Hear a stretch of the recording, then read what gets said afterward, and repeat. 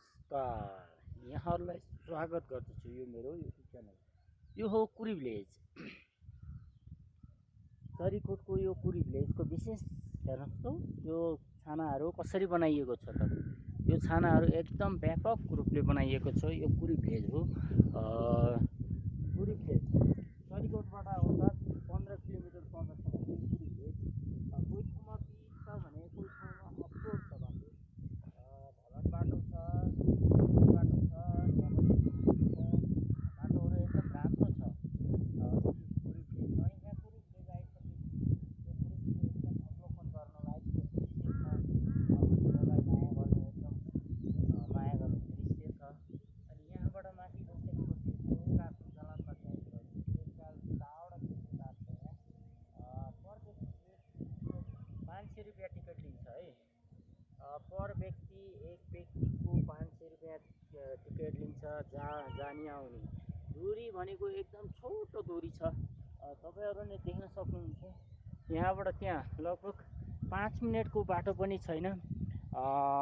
Rate भने एकदम महँगो, कस्ट भने एकदम महँगो छ, एकदम चर्को छ।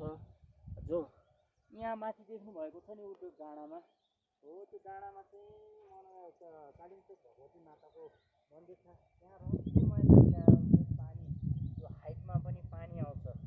कसरी आउँछ त्यो कुण्डमा पानी, र त्यो हाइटमा पानी कसरी कहाँबाट आएको छ। अब त्यस्तो हाइटमा जहाँ एकजना व्यक्तिले आजभन्दा सयौँ वर्ष अगाडि एकजना व्यक्ति गएर चलाउने क्रममा खोज्दै हिँड्दा कहीँ पनि पानी भेटेपछि त्यहाँ आएर पानी भेटेको र देखिले सम्झिएको र त्यहाँबाट पानी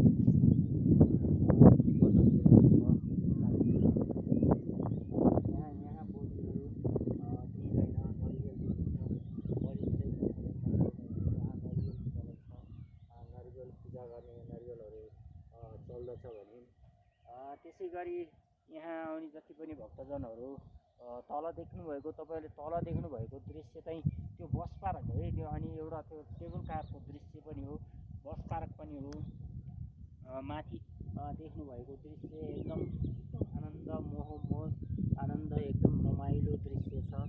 हिउँ पऱ्यो भने यो पुरै पाखा हिउँले ढाकिन्छ र पाखा पुरै हिउँ हुन्छ। हिउँ पर्ने सिजन चैत र वैशाख। विशेष गरी चैत महिनामा चाहिँ एकदम बाक्लो मात्रामा हिउँ पर्छ। वैशाखमा पनि पर्छ। यहाँ चाहिँ धेरै मात्रामा हिउँ पर्ने गर्दछ। हिउँ पऱ्यो भने गाडी चाहिँ आउन गाह्रो, आवाजाही गर्न गाह्रो हुन्छ। त्यसैले गर्दा यहाँ आउँदा एकदम यहाँको वातावरण बुझेर, अनुकूल बुझेर